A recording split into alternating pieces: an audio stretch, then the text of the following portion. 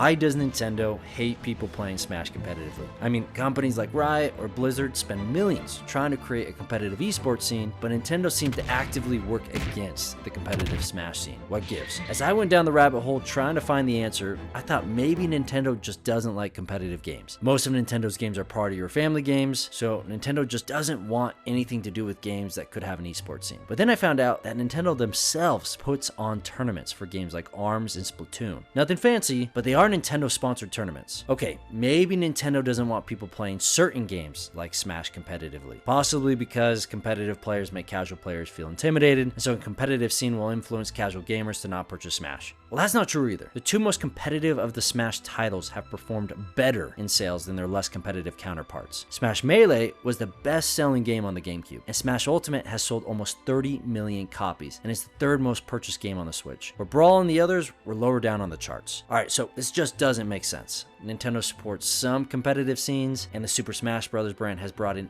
billions of dollars, with certain Smash titles rising even higher in the charts if the game was more competitive. Why then does Nintendo not support and many times actively work against the competitive Smash scene? Well, to understand the rocky relationship, we need to go back to the beginning, when Smash was created over 20 years ago by Masahiro Sakurai.